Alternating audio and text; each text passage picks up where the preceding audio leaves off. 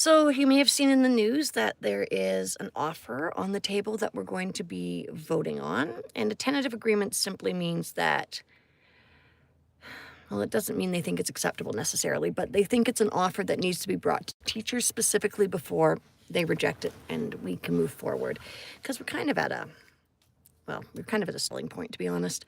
And I'm not really going to talk about that tonight. I am going to take off my seatbelt, though, because once again, I'm at soccer and I'm been sitting in my car for almost half an hour with my seatbelt on and the car not running. So that's where we're at today. I'm exhausted.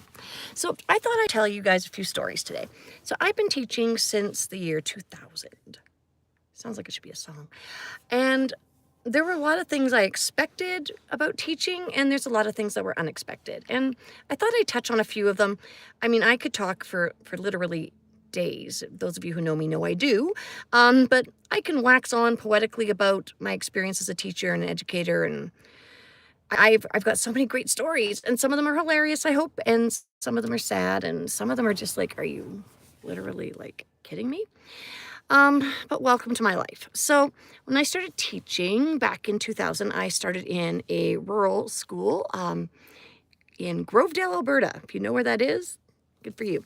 And I moved to Beaver Lodge, if you know where that is. World's largest beaver. Somehow that never sat right with me. I was like, really? We're going to go with that? But anyways, Beaver Lodge, I had a band program there for a couple of years, and I really enjoyed it. And then I moved to Wainwright, Alberta, and I was there for a very long time, probably about 10 years too long. And that's a whole other story in of itself. And then now I'm in Airdrie. And so I have had the opportunity to teach in tiny schools. I have had the opportunity to teach in ginormous schools because I'm at a school with like 1,200 kids, K to 9. I've had a chance to teach in rural schools, and believe me, rural band program problems are very different from urban band program problems. And yeah, so I think I come with a bit of a perspective that's kind of global, and maybe some of my stories will resonate with you, and maybe some of them won't. So, where to start? I'm going to tell you a story about a young man who came from another country. And he came to us. We thought he came from Russia because he spoke Russian. And he did. But he came to us from Russia via other countries. So when this young man got to us, he didn't speak any English. But he also didn't read his own language, which to me meant, okay, maybe there's a learning disability or something there, or maybe there's been a gap in his education. There's some reason this 11-year-old doesn't read Russian. I think it's apraxia in the end. I think it's what we determined. But this poor kid, he legitimately couldn't communicate with anybody, and he was so angry. And behavior is communication. We all know this. But safety is also a priority. So trying to keep this young man safe in my music room was a real challenge. And I kind of didn't just let him do what he wanted, but I sort of just kind of let him explore. And when he chose to engage, I jumped on it. And when he chose not to, I just ignored as much as I could and then redirected as necessary. So one day he spent, about 20 minutes in one of my practice rooms blasting on a trumpet because he figured out how to buzz on a mouthpiece. Cool, right? So we're doing that. And because I didn't put a whole lot of like structure on him, like there is structure, but I'm not like, you will sit in the red square, right? I wasn't like that because I don't really care where you sit as long as you're learning, honestly. Unless it's in band, and then I want you sitting up straight in your chair, feet on the floor. Both of them, uncross your legs, flutes. But this was not the case. This is general music. And so this young person one day drew me a picture, and it was a bunch of music notes. But what I noticed about them was that they drew them all backwards. And I was like, okay, that's interesting. And so then the child decided to sing me their little song. Now, it wasn't an actual song, like written on staff, the lines and spaces. It was just a picture a young child would draw. But he had put meaning to it, so he sang it to me. And so I took him over to the xylophone, and I played back to him what he was singing to me. I didn't quite play it correctly, so then he'd sing, and I'd play, and he'd sing, and I'd play until we got it right. And then we recorded it on the iPad, and later I wrote it out for him, like properly on the staff, so he could see what it would look like. But as we were doing all of this, I just thought to myself, I bet this is the first conversation this kid's had in I don't know how long. Since the last time he was, other than with family at home, because of course they spoke Russian at home. But I was like, oh my gosh. And that really touched me. The thought that, music can bridge that gap app for us, right? Like, it's a language. And him and we bonded in that moment. And I'm not going to say it went really smoothly after that, but it went better. And by the end of the year, he was participating a whole lot more in class. What we found out later was that this kid had come to us via Israel, and he'd been there during the October 7th attacks. And so often, trauma will look like learning disabilities. Trauma will look like ADHD, autism, dyspraxia, like all of these things. It's until you get in and look at the educational psychological assessments and you actually start querying why these are happening, there's a lot of the symptoms that appear the same. And the best part is the treatment's the same, right? So how we're going to work with those kids, we're working on what behaviors need to be modified and how we can help them learn and how we can help them feel safe, because Maslow before Bloom, right? We have to have a safe environment. We have to be rested, or else the brain isn't even going to let us learn. Like, let's be honest. For those of you who understand all of that kind of stuff. So that was one really rewarding experience for me, where I kind of figured out that, well, I've always just said it, music is the international language. And I've traveled and I've worked in Japan and Austria and Spain and even in the United States. And music is a language. So, and it's universal like math, right? Music is also math. So that was one story about a time when I felt I connected with a kid through music that maybe was a little bit atypical. Another time. So I've learned, and this was the experience that told me I shouldn't immediately say no. So a kid walks into my classroom, first day of grade 12 band, and he says, "Look what I've got, Mrs. Seymour," because I was Miss Seymour back then. Bagpipes. And I believe my actual words were, "What fresh hell is this, Eric?" Hi, Eric. Eric has gone on to be a fantastic human who does things with bagpipes. I'm super proud of seeing where his journey's gone. But he came to me and he said, "I'm going to play the bagpipes with the band." And I was like, "Oh, dude, there's no music written for bagpipes and concert band. Maybe we should write some, or maybe you should write some." And guess what? That's what happened. So he went out and he found a song that was actually written in the trenches of World War I by a Canadian bagpiper, Sunset on the Psalms. And he arranged it for our band. And the best part about it was the after-school conversations and even some of the communications over email in the evening about what key is this in. And then he would come in with his notes and we'd hand it out to the class and then we'd play it. And we'd give revisions. Like the trumpet players would be like, "Dude, what the hell? We can't play that high." Right? And it was really awesome. It was collaborative and it was fun. And then we got to debut this piece. It's an original composition in a military town on Remembrance Day.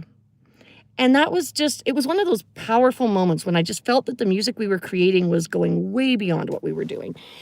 It was more than a composition project. It was more than me finding a way to include bagpipes in the band, right? We found this connection to the past and to our history. And we learned all about bagpipers and their role in the wars and why the Canadian military are so respected and why they think the bagpipers are kind of crazy, because you got to be crazy to play those. Well, you have to be crazy to play anything running into battle. But that experience taught me that if I say no right away, I'm going to miss out on some really, really cool experiences.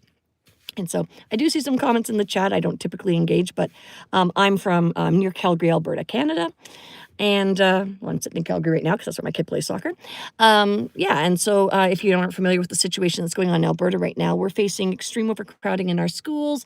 We have some complexity issues that aren't being addressed, and we are about to take a vote on a contract, which I suspect is going to be no. And that means we'll be out on strike as of October 6th. So hopefully that's not what happens. But yeah, I'm not going to speak more on that because it's still before the members. We're voting over the weekend, and I guess we'll have more information for you on that then. Another story. One time I had a cactus, and I put it on my desk, and I was teaching middle school. And the children would come up to the cactus, and they would look at it, and then they would look at me, and they would say, "Is it sharp?" And I would say, "Yes." And they'd say, "Can I touch it?" And I'd be like, "I wouldn't." And then they would touch it. And then they would complain that it hurt them. And then I got a parent email. So I put a sign, a warning sign, next to my cactus. And it says, "Yes, I am a cactus. Yes, I am real. Yes, I am sharp. Don't poke me." And yet, the children continued to poke the cactus. And then one day, I got called out of the room for a reason. And I came back in, and my cactus was gone. Or at least part of it was. And now it was a cactus that had like kind of succulent edges. It wasn't like just a long up and down cactus. It was a bulbsy thing. And it was missing a few of its petals, for lack of a better descriptor. Clearly, I don't teach biology or botany. So dudes, what happened to the cactus? So-and-so ate him. What? Yeah, so-and-so paid this other so-and-so $5 to eat the cacti. I'm like, really? Grade 9, you're 14. So I'm like thinking outside the box because I'm like, dude, your parents are already pissed that I let you touch the cactus. I mean, I didn't let them touch the cacti, but what are they going to do when they found out you ate it? So I research real quick. I'm like, dude, and guess what? My cactus was toxic to dogs. Well, my grade 9s are not dogs, but preemptively, I decided to send an email to the mother, and I'm like, dude, your kid ate my cactus. Here's what it says on the internet. They're feeling fine right now. We will continue to watch them, maybe check in on them throughout the afternoon. I don't know. Your kid ate my cactus. This parent got so upset about this, they didn't just email me back a rant about how dare I have a poisonous plant on my school desk that doesn't even cater to children under the age of 12. Okay? 12 to 18 or older, right? But how dare I have a cactus? She emailed the principal, she emailed the superintendent. That was one weird conversation. And they're like, okay, just don't have the cactus. And I'm like, well, now it's a matter of principle. Or maybe it's a social experiment like Darwinism, survival of the fittest. But no, didn't say any of that out loud. But yeah, they ate my cactus. It's not the strangest thing I've ever seen either. I used to teach a lot of the K&E structured classes in the -2, -4. So in my province, those are not necessarily kids who are studying to go to university. These are kids who are thinking more of going into trades or are just looking to graduate high school, right? That's sort of their end point as far as education goes. And so I often had the best stories because, I spent 20 minutes getting a ruler out of a kid's shoe. Yeah. So lots of fun times. I mean, my kids sure make me laugh a whole lot. I had a grade 4 walk into my room one day and look at the pride flag that's in a little pencil jar that another student had given me, so that's why it's there. And she's like, it's really nice we've decided to like the gays. And I'm like, yeah, I think it's nice. And then she says to me, I used to be worried about my cousin because she's kind of a psychopath. And I was like thinking, now how is this connected? And guess what? It's not. Oh, no, she didn't say psychopath. She said sociopath. And I'm like, oh, yeah. And she's like, yeah, she eats mayonnaise out of the jar with a spoon. Maybe that's why she's still single. And then she just walked away. And I just laughed because I was like, yeah, well, maybe she just needs to find somebody who loves mayonnaise as much as her. But, they just say what they're thinking. It comes out of their minds. I mean, especially little kids. The littler ones, man. I have another teacher friend, and she jokes, she's like, I'll believe 50% of what they say about you if you believe 50% of what they say about me. Because, man, if you think your little ones are keeping secrets, they is not. Who has a question? Right? Does it start with who, what, when, where, why, or how? Nope, then it's not a question. My mom, yeah, every day. I'm using a metronome, which is like keeps a steady beat at different tempos, which is speeds. And I'm doing it to do some remedial work with my kindergartners to help them get a piece up to speed and on tempo so that we're all speaking our parts at the same time. So we're starting in a slower tempo, we're moving up and moving up. I get to the great old number 69, and one little guy blurts out, that's my dad's favorite speed limit. So I kind of laughed at that. I'm like, good job. I can always tell which kids have older siblings too by, in grade 2, the ones that giggle at 69, 420, and well, now they're all just 6, 7 in it. My response lately has been 8, 9, which tends to get eye rolls, but dude, 6, 7 is one of the more annoying trends. It's not as annoying as bottle flipping and planking were, or the mannequin challenge. Try teaching social studies when your kids are doing a mannequin challenge or planking or bottle flipping. Another time, so now I'm going to tell a story that's not so happy. You make connections with kids, and sometimes you don't remember where or when. But in the school I was in at the time, I taught everybody if they were in grade 7 because we had mandatory band. And I also taught a lot of health. So if you went to that school, you'd probably been in my classroom at some point. So being a high school, teens get pregnant once in a while. So I'd occasionally have a student who happened to be expecting, and so I did. This young girl, she was quite young, like younger than grade 11 and 12, but it is what it is. And I'm just going to turn on my car here because my phone's going to die. And she came to me and told me she was expecting. And of course I said, oh, congratulations. Have you made a doctor's appointment? How's the telling the parents thing going? Just the conversations we typically have. And she says, yeah, I know. My parents are kind of supportive about it. Everybody knows. I'm like, okay, good. She's been to the doctor, like just the check-in things to make sure that she's taking care of herself, right? And of course, this unborn child. And we kind of kept in touch throughout the year. She wasn't in any of my classes. And then she began attending my church just before she had the baby. And then after she had the baby, she would come with me from time to time. It was a small town and I just lived around the corner. And so I'd pick her and the baby up and we'd go to church and I'd bring her home. This baby was born with some significant health issues, intestines on the outside of its body kind of thing. And my student, who wasn't even 16 years old, was a great mom. Like she really was. She was handling like ostomy kind of bag care and all of these appointments while still going to school, right? Like keeping her grades up. She was doing really, really well that way. Didn't have a lot of familial support. I'm not sure if the father was in the picture. I don't even remember. He was later, but initially. So our relationship was basically, I would, help her go to church and back, and we'd love the baby. And I got to watch her be just a really wonderful mom. And one day, I didn't see her in class I'd noticed I hadn't seen her for about 3 or 4 days. So I saw her brother in the hall and I said, hey, where's your sister? How are things? And he said, well, the baby's not doing very well. And I said, oh, what do you mean by that? And he's like, the baby's sick. I'm like, okay, is the baby at the hospital here in our small town, or have they sent it up to the city? Where are we at on this? And he said, well, they were talking this morning that they were probably going to fly the baby up to Stollery Children's Hospital in Edmonton. So I'm like, that's not good. If we're not even talking ambulance, we're talking flying babies. I'm like, uh-oh. So I fire her an email. Because this was back before like cell phones and texting were really a thing. Not that I would have had her number anyways, but I just emailed her and just said, hey, thinking of you. Hope everything's okay. If you need anything, let me know. Now, because I did drive her to church, sometimes she did have my phone number because she'd call for a ride.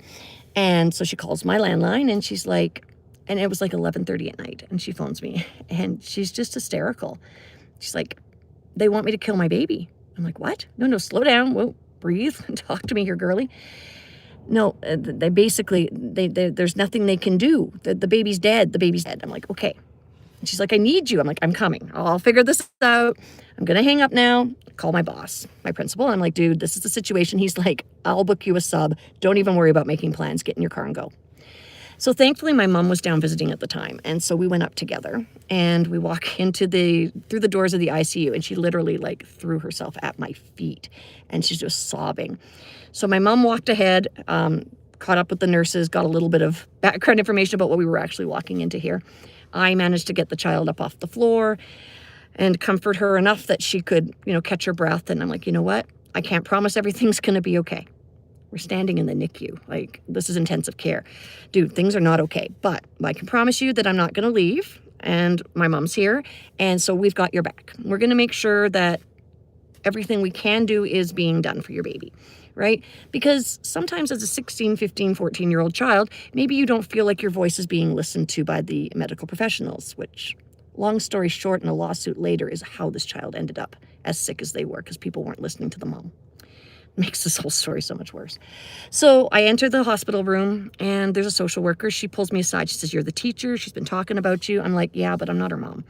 She's like, well, you're kind of the only adult woman in her life that's in the room right now. And we really need her to put her phone away.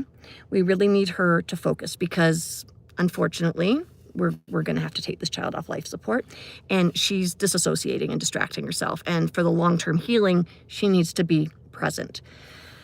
So I tried to manage that a little bit. I took away her cell phone at one point because the relatives were all texting her horrible things about how dare you take this child off life support.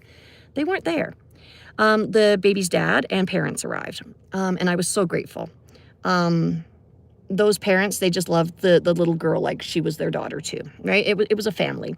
And we were kind of outsiders, but we weren't. And the beautiful part of this was because we were, well, my mother especially, because she had that emotional distance from this situation. We're looking at a beautiful, plump little 6-month-old baby who looks like they're just sleeping. But we all know that this is just the machines are doing their job right now. The child isn't there anymore. But the mom hasn't figured this out yet. But my mom was able to help advocate for some of the things. They had these life expert people who came in and they took handprints and footprints of the baby. And so my mom was able to make sure they got, the dad wanted some on blue paper. So we made sure we got some on blue paper, things like that. As I mentioned, we went to church together. That was a connection. They wanted the baby baptized. I'm not Catholic, but that's okay. I became the godmother. We sang Amazing Grace. They placed the child in her arms and they brought in a couch. Actually, it was kind of nice. They brought in this couch and kind of turned down the lights. And we all just kind of gathered around and they explained the procedure and what we would expect to see. And the doctor just kind of put a stethoscope on the baby and they started turning things off. And this is where I get emotional. But the machines read, set free. And that, my heart, right? Because this is literally what we're doing here. We're setting this baby free. Because she's had a hard little medical life and it's really sad that we're here, but we're here, and just the idea that they're going to be free. That meant a lot to me in that moment. And so we sat there. Things happened. Heartbeat was stopped. We sat there together, kind of as a family, for about another hour.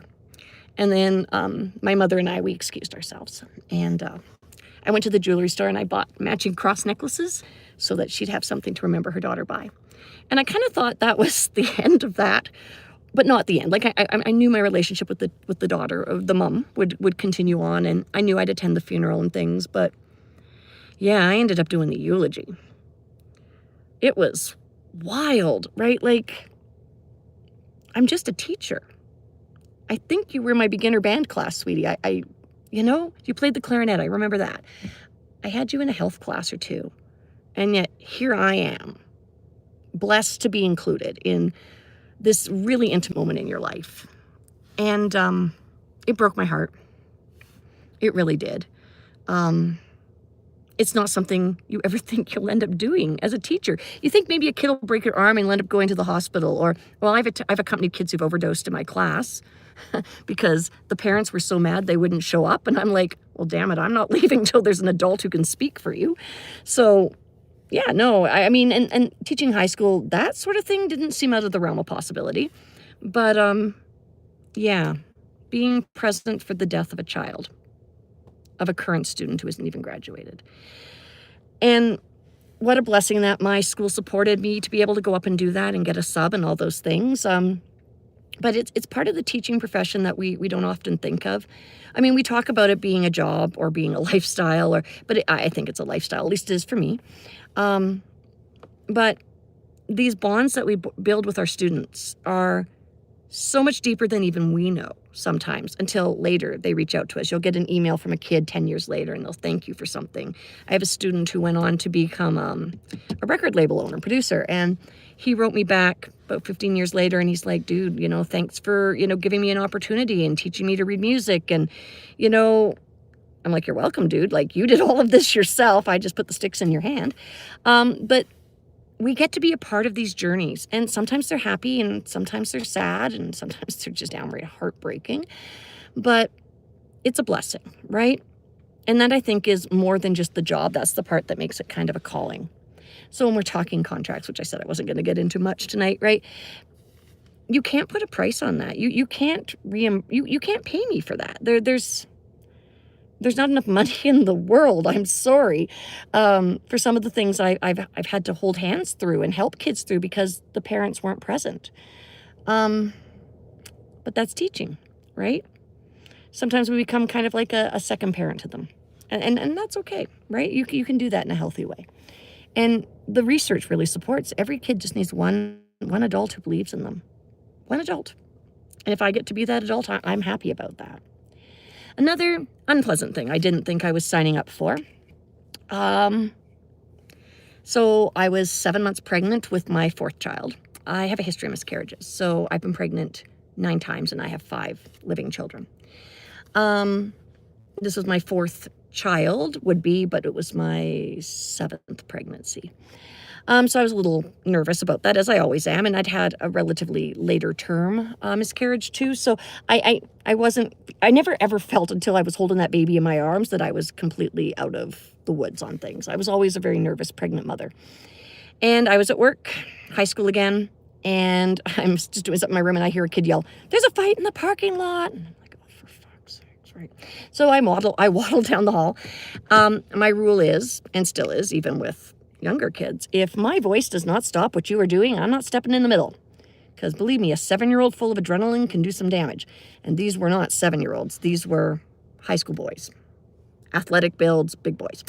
I walk out, parking lot, 2 boys. One's on the ground getting crap beaten out of him. Everyone else is around cheering. This is a little bit before cell phones were a big thing, so the kids weren't videoing it on this one. But they also didn't scatter when I came out the door. And my voice, "Get off, stop." I don't remember what I yelled. Basically, "That's enough." And the 2 boys broke apart.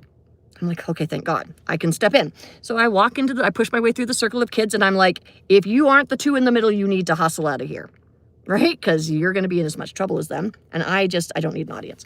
So I go over and I help up the young man who is bleeding pretty badly and end up having a broken nose, I think, and maybe whatever this bone is here. So I'm helping him up, and the other kid is like looking kind of like, oh my God, like he woke up. And I'm like, "Get your butt to the office." I might have said ass. I don't even remember. It was a pretty intense moment. I'm like, "Get to the office." So both of these boys stand up and they're heading there. At this point, somebody comes out of the crowd, a young man, and he gets right in my face and he is like, "Don't stop this. I want this." And he just starts swearing at me. And I'm like, I tried to walk around him, and then he just starts punching me in the stomach, like full on punching me in the stomach. Out of the crowd step 3 bigger boys than him. He takes one look over his shoulder and he's gone. He takes off running. It was back when they used to wear their pants really low. So even though I'm like thinking, oh my God, he's punching my unborn child, I'm also thinking he's going to lose those pants. And he did. So pulls them up, keeps moving. I pull myself together, march my students who are hurt into the office, leave them with admin, and walk across. Thankfully, the hospital was across the street. So I walk across the street. I'm fine. Long story short, healthy baby, graduated high school this year. Yeah. But, okay, so I've been kicked by kids who can't speak because they don't have words. I had a kid kick me so hard that he broke the skin on my shin. Young man, special needs, no words. Next time he got mad at me, though, he told me to F off, and I gave him a high five, and the principal was mad, and I'm like, dude, we do not punish people for going in the direction we want. Okay, now we got some angry words. Let's find some better ones. But I drop off the injured children with admin, and I go and get checked out. And I was really shooken up by it. Like, it's one of those things in my career that really stuck with me.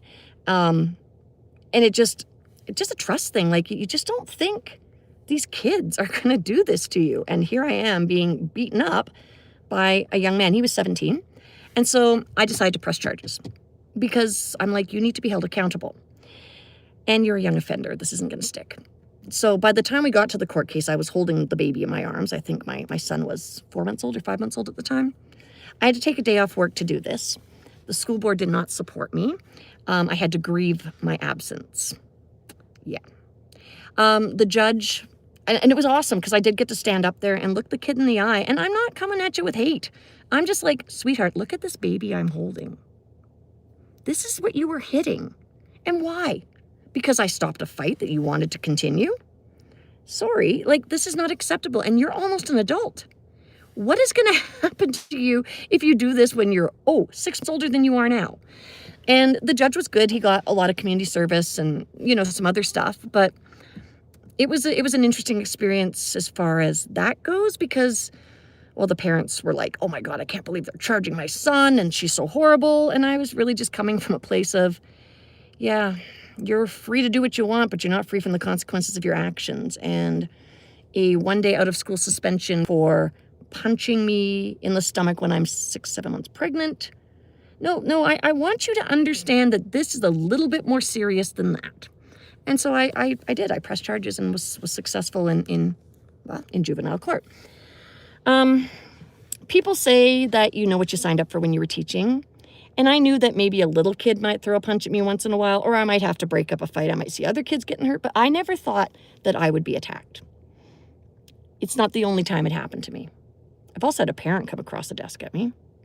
That was fun. At a parent-teacher interview. After that, I got a panic button under my desk in that school.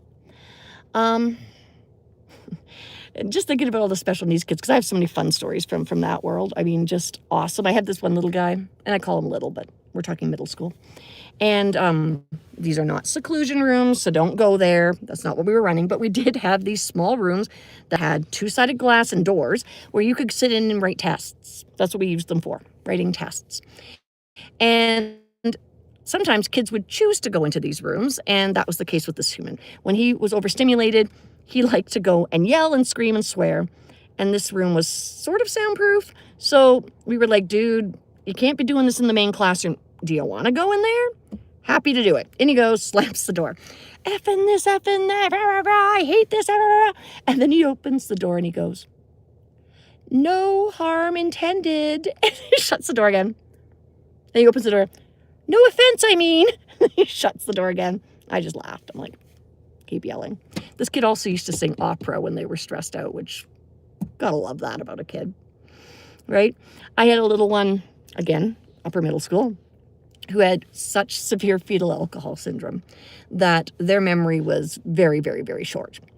This was the kind of kid who I'd say, write your name on the top of a paper, and they would literally write the words your and name. And it was just adorable to me. But fetal alcohol is heartbreaking to work with because, well, there is no cure. And treatment, really, we're using different, I don't know, we're trying to socially teach them skills and things, but they just, their brain isn't allowing them to retain stuff, and the impulse control is an issue, and sometimes we're really just trying to keep these kids alive because they don't have the common sense to do that themselves. And this poor young woman was one of them. And she was adopted by just the best family, and they were doing such a good job for her. But I took her on a tour of a fire station, and every time they'd show her a piece of equipment, she'd ask them, is it heavy? And okay. So they're like, this is an air tank. Is it heavy? Actually, yeah, it's pretty heavy. This is a hose. Is it heavy?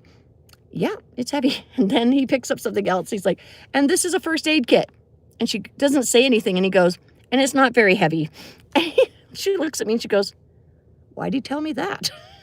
It's just because she'd asked if everything was heavy for the last 20 minutes. Right. But, you know, I enjoy what I do with these kids. They're hilarious. We have a good time together. Couple more stories, and then I'm going to go and actually be a good soccer mom. It actually feels like fall tonight, and I don't want to go outside, but I probably should. But let me think. I'm going to start, I'll let me leave you with a sad one, and then I'll find a funny one. Okay. Suicide. Trigger warning. About to talk about it. So self-harm and suicide is something that you do expect when you teach high school. It's teens have the higher rates, right? Like, it's not out of the probability that in your career you will lose a student to suicide. Now, language is important. We don't say commit suicide. We say lost their life to, because it's just like cancer. It's a disease, right? And they lost their life to it. They lost that battle. So I want to be careful with how I'm saying that, because I don't want to frame it as if I feel it's a choice. There's a lot more to that whole conversation. But the school I taught at experienced 4 suicides in 4 years. Yeah. And that was heavy. The first one was a kid who was in my program, and I'd been on mat leave for the year with the child that I'd been pregnant with. When this he lost his life to suicide the day before school started, the night before, and it was my first day back after my mat leave. So, and it was our first suicide in that building that we had to deal with as a staff. And so walking in and dealing with the kids and the trauma team that came in to try and support us, and it was horrible. There was one song we used to play in band, Beverly Hills by Weezer. You know, Beverly Hills, that's where I want to be, yeah. But imagine concert band with squeaky saxophones and clarinets. But they loved it. They played it so much, and he was my drummer. And they played it so much that they didn't even need me to conduct this weekend. I went, maybe it's time. It's been almost 20 years. Maybe it's time. Maybe we can play it again. Because I have this other kid who's super awesome, who plays guitar, but everything he writes sounds like Weezer. Everything. So I'm like, hey, let's play some Weezer. But I haven't, in my heart, been able to pull that out. I still have to change the radio station when that song comes on. Right? It reminds me of this boy. And we had a good connection, and he lost his life to suicide as a result of stopping taking some medication. I believe that has to do with another diagnosis, right? Like it was a mental health thing for this young man, not so much like bullying or anything like that led to it. This was legit mental health, and very, very sad. And then a year to the day, we lost another young man who was a friend of his. And that was, I think, not getting over the grief of it all. And then we had two more, but they were not related to the first. And the last one was one of my kids. And I'll say his name because his mama and I are close. His name's Jonathan. And Jonathan was born with fetal alcohol syndrome to a man and a woman who weren't in a position to take care of them due to their own lifestyles. And so Jonathan, thankfully, was adopted by his aunt, who became his mama. And she was the best mom. Like, you have no idea the risk assessment things you must do to keep these children alive, because they'll just climb. How high can I climb before the branches break? Like, legit, here I go. His whole life was like this. He's actually legitimately the only kid I haven't given a reed to when I've handed them a clarinet. I just let him blow and push the keys. But sweet kid, but just impulsive. Also had Tourette's, which was a fun combination. Not the sweary type, the techie type, like ticky type. And he would do like this knee bend thing, so you learn not to walk behind him, because I launched myself over that kid more than once, because we'd be walking down the hall and he'd knee bend and I'd go over him. So I always walk beside John. So one day I have John in my class, and I'm his one-on-one teacher at this point for social studies or something, social or English. And he's sitting at my desk. He's playing with my stapler while I'm marking something for him. And he's just opening and shutting it. And I'm kind of keeping an eye on the corner of my eye. I'm wearing this really flowy blouse with a billowy sleeve. And all of a sudden I see him go, so thankfully I move fast. So I pulled my arm in, and he goes ka-chunk, and he stapled my sleeve to the desk. And I'm like, John, what the fuck? No, I didn't swear at him. John, dude, I think is all I would have said. And he's like, what? Sweetie, you stapled me to my desk. He's like, no, I didn't. And he's like playing with the stapler. I'm like, John, what are you holding in your hands? I don't know. Is it a stapler? Oh, yeah. And then he says, hey, your shirt's stapled to your desk. I'm like, wonder how that happened. Give me the stapler. Right? But I mean, that kept me on my toes. And I had him until grade 11. And I was so proud of him. In my grade 11 social class, he was in with the bigger group. It wasn't one-on-one anymore. And he worked in a group collaboratively to write a whole paragraph, which was such a milestone. And the best part was he got up and he presented. He spoke to his peers. He actually stood up and spoke to his class. And I was like, oh my gosh, we're getting somewhere. This kid's doing so good. And then Sunday night happened. And yeah, I get the call. Actually, this one I found out about on Facebook, because the community blasted it out before I had a chance to hear about what happened. So he lost his life to suicide. And that was terrible. Like, I don't even know how to put words to it. Walking into my classroom the next morning, and it would have been our first class, he would have been there, and I had to take down his chair. And then I had to tell the other students in the class what had happened. They give you a written statement to read, so I read the statement, and his cousin's in the class. And his cousin says to me, man, I was a real shit to him. Like, I was just horrible to him.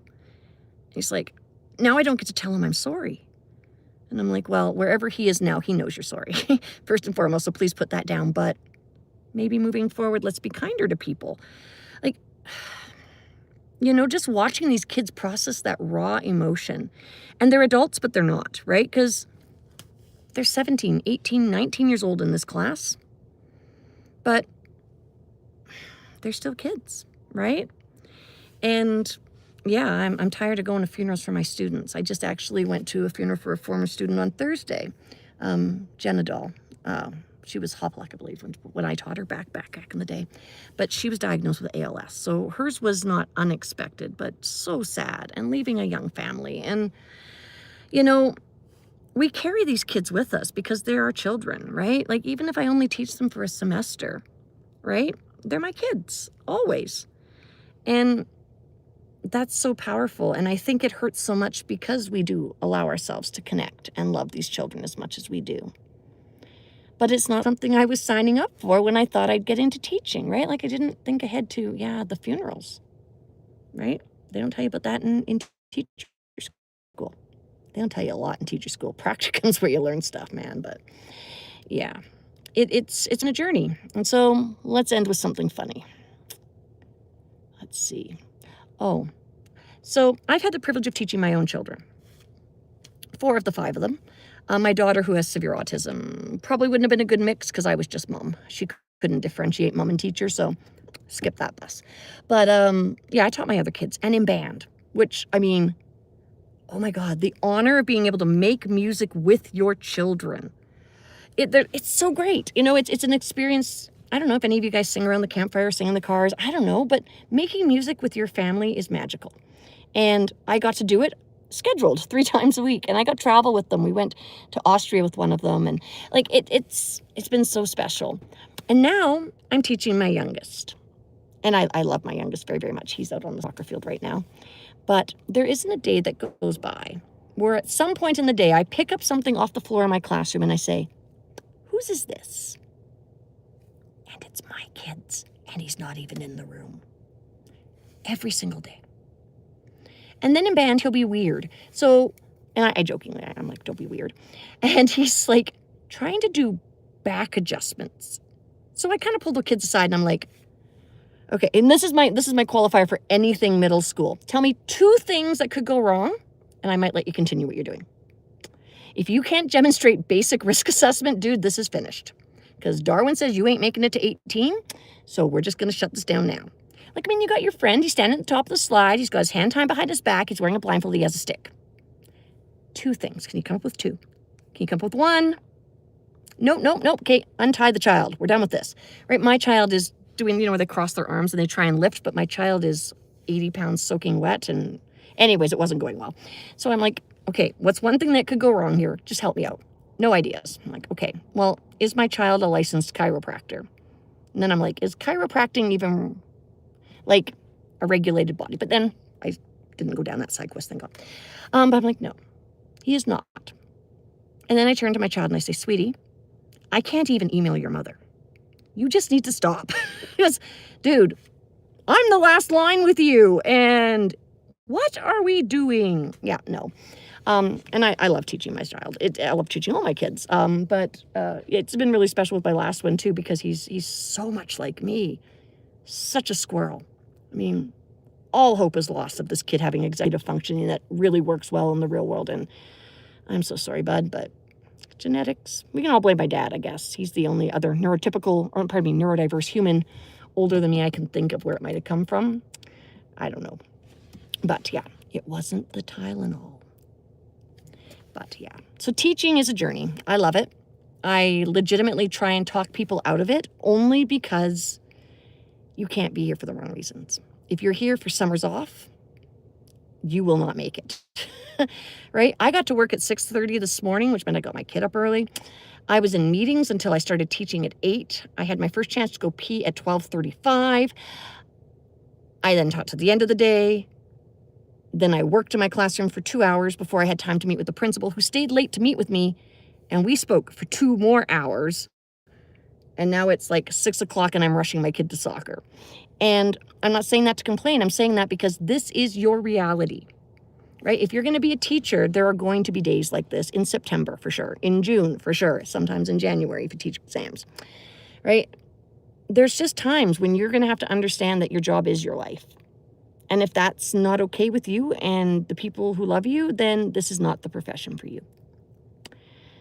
If you want a job where there's never a dull moment, where you know that you are making an impact on these kids for good or bad, because believe me, I can tell you some stories where I've accidentally turned kids off music. I'm not perfect, but kids don't need a perfect teacher. They just need somebody who's imperfect, who's up there modeling how to progress and be better. Right? The world of education has changed so much from when I went to school and where teachers were like this authority figure and they were always right. Well, I'd like to pretend I'm an authority figure, but no one's scared of me. I negotiate almost everything with everybody. But, okay, as adults, don't we need to know how to do that? Right? If you can find an answer on the board that I forgot to erase for the test and you get it right on your test, good, get the mark. Because guess what? You have the entirety of the human knowledge in your hand in your phone. And if you don't know how to use your environment to find answers, you're failing. You're not going to, it doesn't matter if you know when the War of 1812 was, you can look that up, right? So if you are a human who wants to know that you're making a difference in other humans' lives, and you're okay with the fact that you are going to screw up in front of them and we're going to laugh together and it's going to be messy and loud, then teaching is probably a good fit for you. But, you know, it's not for everyone. And for those of us who are here and thriving as best we can, because I really am thriving despite everything as far as my personal life and that goes, like, you know, this move to this school has been such a good move for me and my family. But, you know, my husband, who, when we were just dating, had never even dated a teacher before, you know, he just shakes his head sometimes at the amount of work and the fact that when I come home, all I have is stories about work, and he doesn't want to talk about work. But I'm not telling him about work. I'm telling him about my kids. I'm telling him about my day. I'm telling him about, you know, how I scored on the grade 7 boys yesterday, or not, day before yesterday. I 1v1'd the kid. I magged him and I scored. Ha ha. And I used those words correctly in a sentence.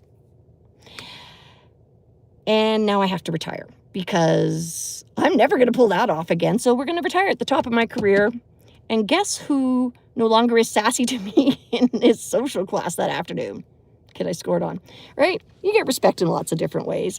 And you have to be able to laugh at yourself in this job because I swear to God, some days, right? We're just fighting the good fight. So to the mom at the Pride Parade who gave me the Hunger Games salute and told me, may the odds be ever in your favor. You nailed the vibe for the year. You nailed the vibe for the decade, honestly. And yeah, we're just going to keep fighting ahead with the plan as best we can. And hopefully we're not going on strike October 6th. But I wouldn't hold my breath on that. So I'm going to finish this live, and I'm going to go and delve into that offer so that I am informed on the decision I'm going to make over the weekend. We really, really, really, really, really appreciate the parental support we've had. I've been on strike before my first year of teaching. I was out for almost a month. We did not have the public support the way we do now. I'm not afraid to go into the comment section. So thank you for that. That's huge. There's still a few people, and they basically just need to be told they're yelling at the wrong level of government. Municipal, provincial, you're yelling at the wrong politician.